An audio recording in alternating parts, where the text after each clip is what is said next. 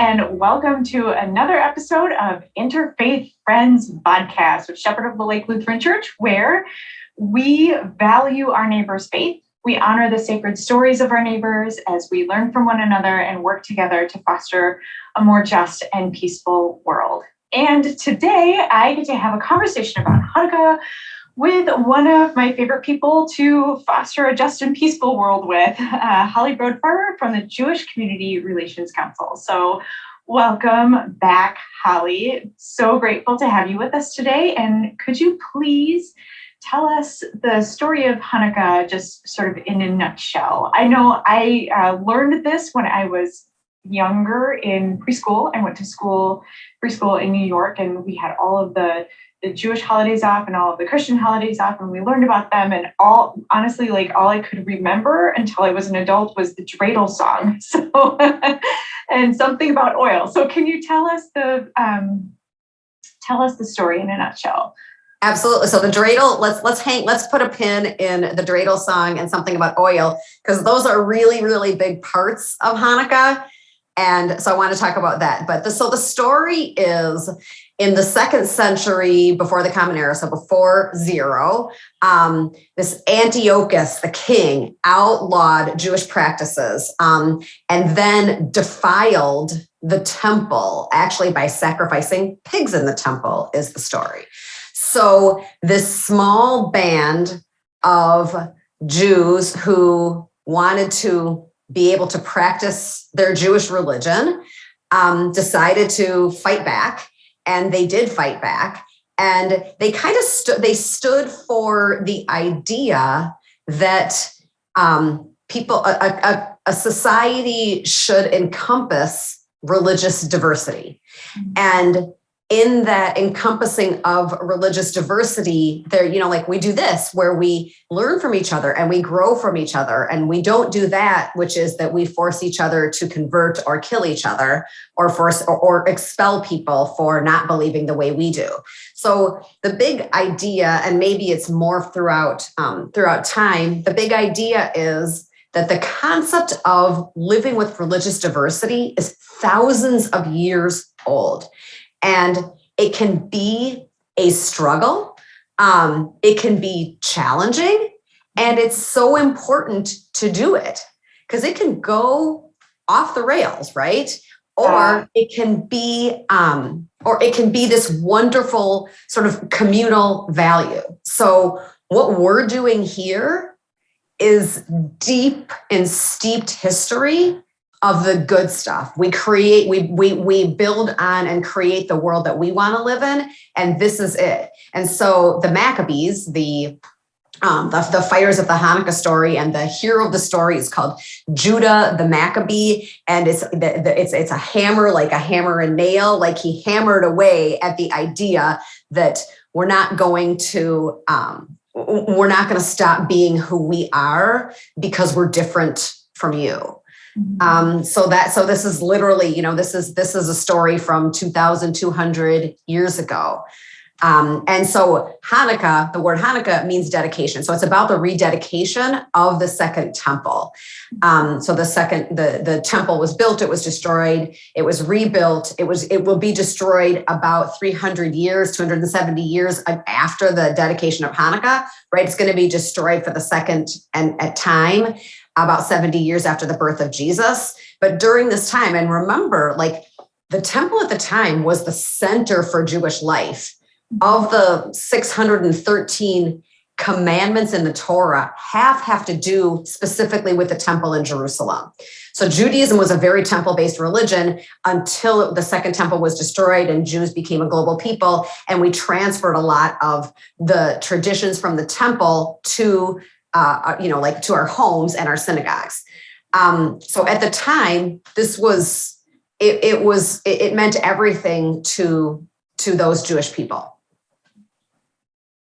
That's the story. And where does so we talked about dreidel and we talked about oil, but so let's just not forget to talk about those again. But I do actually want to go back to something that you and I talked about before, which is, and I want to ask all you amazing people from Shepherd of the Lakes who are watching this, like, do you have a memory of Hanukkah or, celebrations around Christmas time that included other religions. Because I know a lot of people learn that dreidel song that you were talking about.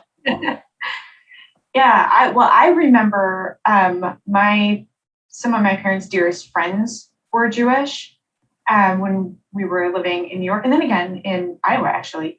And we were invited over for Shabbat dinner.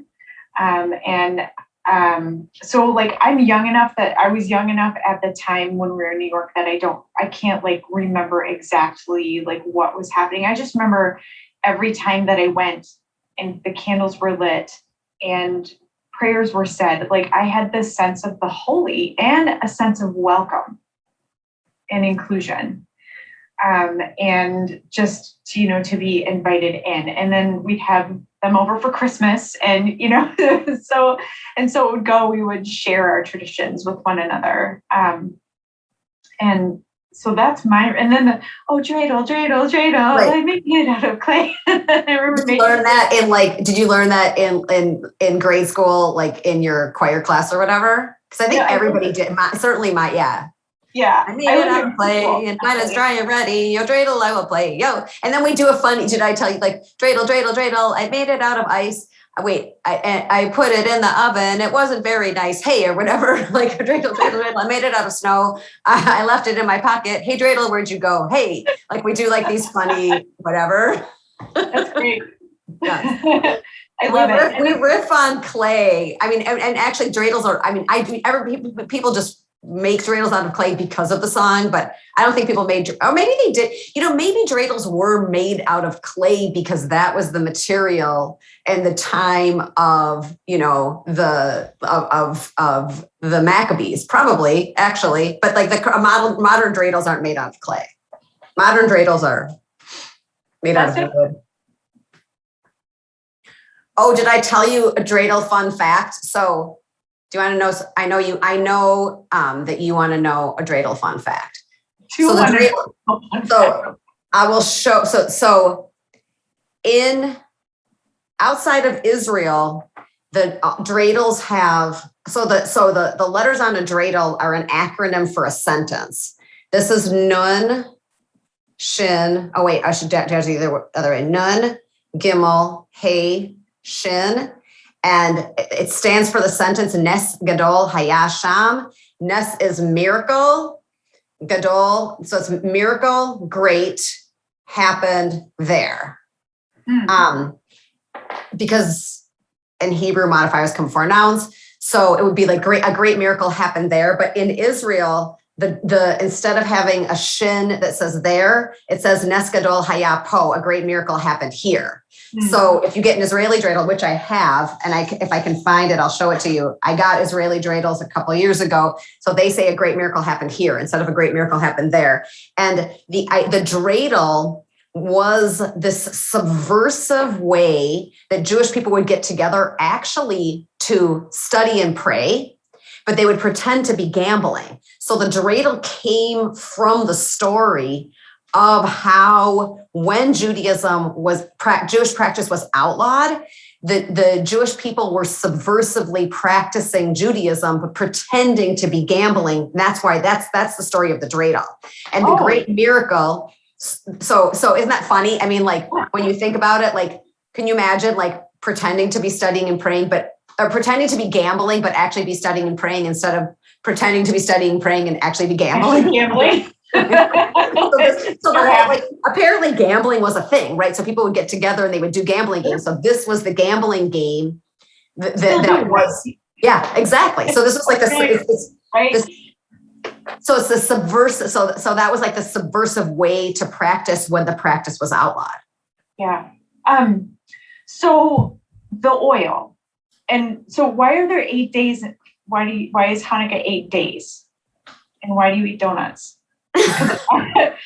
I too would like to eat donuts. You can eat donuts. Everybody can eat donuts, and potato latkes, which are these are from Trader Joe's, and they're really good. If you want to try it, you just follow package. I mean, other like making them, either you're grating potatoes or you're squeezing them out, you're chopping onions, and like it's a whole thing to make them from hand, which you can do it. They're delicious.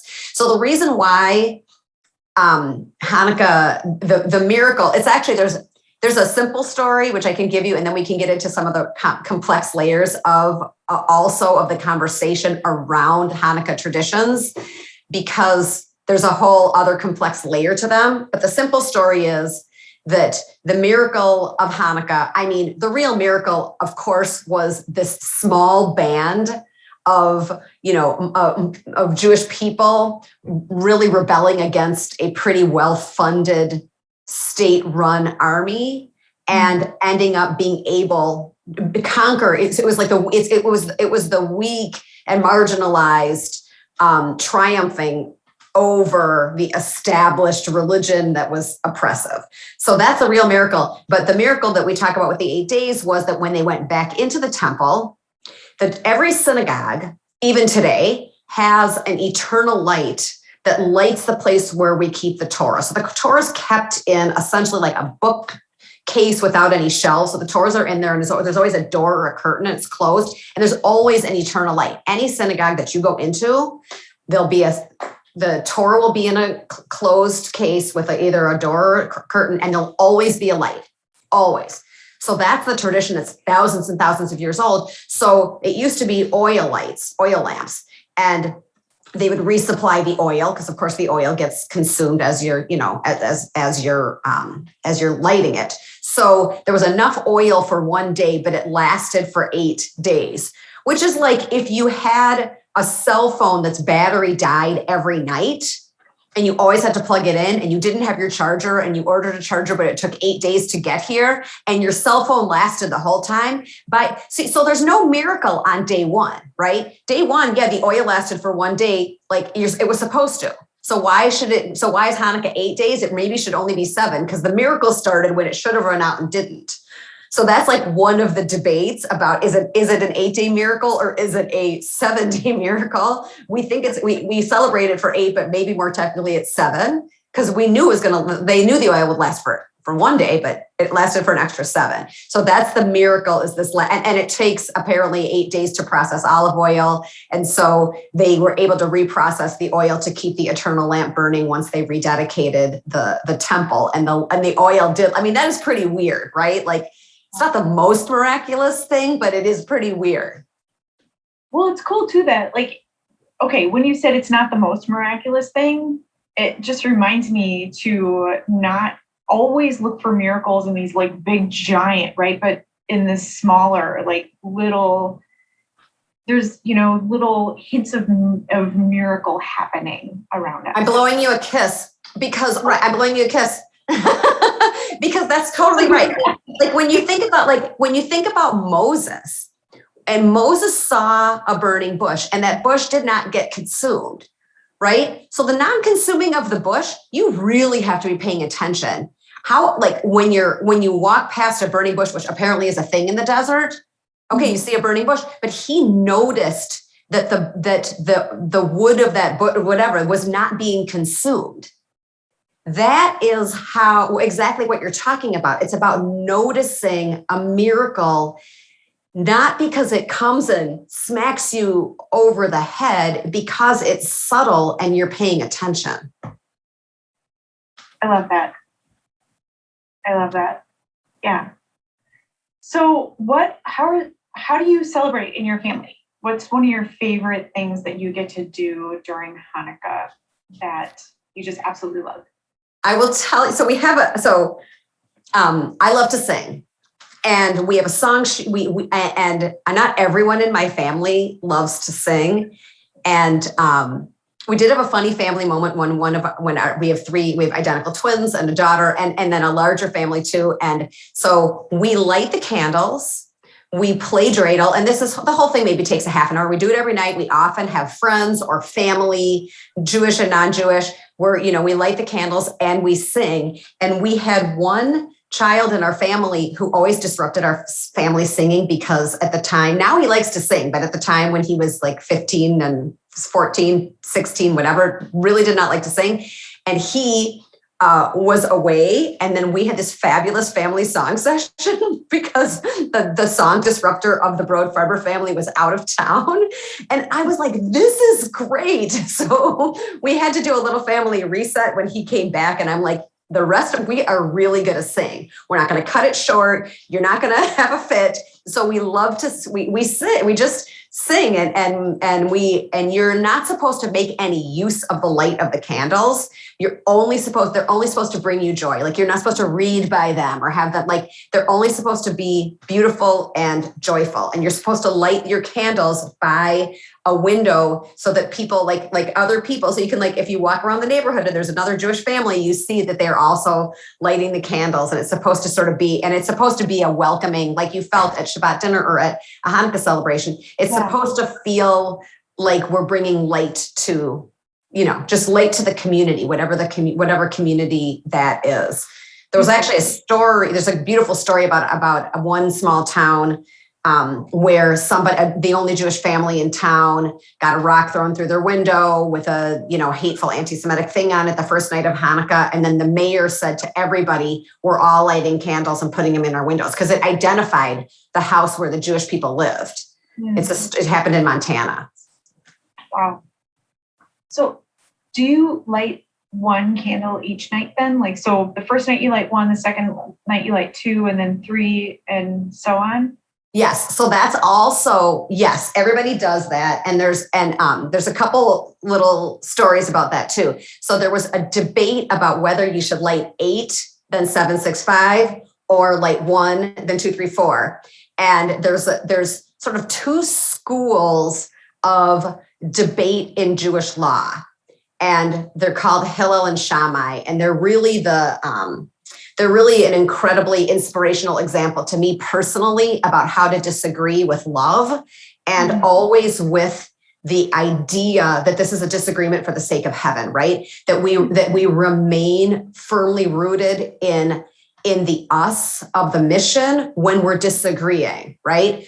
We don't tear our opponent down personally. We don't question their integrity. We don't call them, bad or dangerous or whatever. We say, you see it differently. I see it differently. And we debate about that. And then whoever, whatever the majority goes with, that's what we accept. So this tension debate about up from 8 or down from, or down from up from 1 or down from 8 was part of the debate. And the winner was that. And so actually there's always a helper candle, and it's typically above, like, see this. So there's a candle, and then which is called the helper, really, like the one who. And so you don't ever light these candles with a match. You light this one with a match, and then you light the other ones with the helper candle. So this is actually a more kosher Hanukkah that my son made, because even though he might be a little bit derailing of the family singing, he's a fabulous artist, as you can see. He was when this is 4. He's older than that now. But so the helper candle is supposed to be above, and then you start on. So day 1 you have this candle, and then the first candle, then this candle, and then 2, this, and then 3, and it go until there's 9. Okay. So that's how that was the debate. There's a debate, and the debate was go from 1 to 8 plus the helper candle. Cool. Yeah. So it's and then sometimes in the family we each light our own. Like we have a lot of different Hanukkahs. Here's one. Here's one. And I have a lot of Hanukkah stuff. It looks like sometimes like a Hanukkah Harry coughed up all over my house. I do have, I even got the Hanukkah. We like, if you look at the candles with these glasses on. I don't want to let this moment pass. Did you just say Hanukkah Harry coughed up all over my house? Oh, that's fantastic. Okay, what are the glasses? Is that 3D glasses? What is that? So these say I mean, because it's like low key, we're not big into the gift giving. We typically dedicate in our family, we dedicate to charities. So we each of the family members gets to pick out pick out a charity that we dedicate to, but also it's part of like the gift giving American culture. So we do give we give gifts. So it's not like, but 8 little, something to unwrap. So like this passes as a Hanukkah gift for one night in our family, and everybody gets these glasses.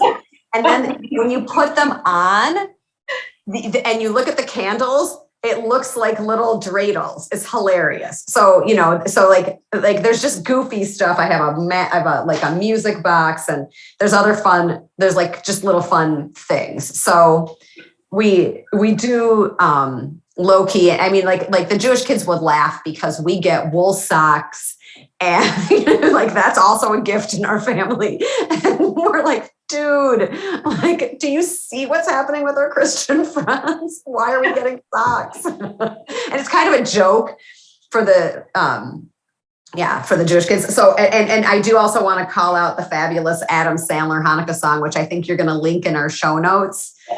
We will, for sure. If that's a vodcast thing. So it's a light holiday. It's fun and funny and sweet and inclusive, and it brings warmth and so we eat these, we eat potato latkes and jelly donuts. So in Israel, jelly donuts are the thing, like more so than potato pancakes. I think probably the Middle East was more in the fried dough, and the Eastern European traditions are more into the fried potatoes. So, they're both good to me. So, yes, and to me as well. So what dates does Hanukkah fall on this year? So like all the Jewish holidays, it starts on sunset the night before. So this year it's actually really early because of the way the Jewish calendar, we did our corrective month. The Muslim calendar and the Jewish calendar are lunar, and the Christian calendar is a solar calendar, but the Muslim calendar does not correct for leap. So Ramadan moves 11 days throughout the year, but in the Jewish calendar, we have a leap month, so we do correct for leap. So like one time Hanukkah started on Thanksgiving. This year Hanukkah will start on November 28th and go to December 6th. So it's pretty early, but Hanukkah never starts earlier than probably the 3rd week in November, and it never starts later than the last week in December. So it'll swing within a month period of time, but it won't be over Christmas this year. So it's not Jewish Christmas, right? Well, it's not Jewish Christmas because Christmas is a much more serious holiday for Christians than Hanukkah is for Jews. I mean, our most important holidays are Rosh Hashanah, Yom Kippur, Passover. And for Christians, it's Christmas and Easter. And, it's, so things stop for Christmas and Easter, but we don't work on Rosh Hashanah and Yom Kippur, but on Hanukkah we do. Mm-hmm. So it's not, but it doesn't have that level of deep religious significance. It's actually not in the Torah. It's post-Torah, of course, right? Because sequentially, I mean, the Torah was already, completely signed, sealed, and delivered, written by way before the 200 years before the year 0. So Hanukkah is one of the holidays that's a rabbinic holiday, or a holiday that's a post-Torah holiday. Well, thank you so much for being with us again, Holly. I really appreciate this. I love our conversations, and I love how we're able to take our traditions seriously, but not ourselves so seriously. And I just want to say thanks, which I already said like a million times. Well, I want to say thanks too. And I really want to just give gratitude to everybody who's taking the time to watch. Because it's interesting, because maybe I say this before, I'll note it again, that it feels like no big deal, but it actually is a really big deal. It's a big deal to think about how we can grow and share and admire one another, and to have that attitude about how we behave in arenas of diversity, it's just critically important. It's big work in the world. It is. And I'm grateful for you and your willingness to be part of that work with us and to allow us into that work with you as well. I'm grateful to you also. Yeah. Well, thanks so much, everybody. We are going to link Holly's favorite, maybe it's not your favorite, but a funny Hanukkah song that you may have heard of before. I would say that it's become kind of an iconic part of American culture. It's just funny. It's just kind of silly and funny. It's not serious. It's just funny. It talks about who's Jewish and it's funny. Awesome. All right. Thanks, everybody. We'll see you next time. Bye for now.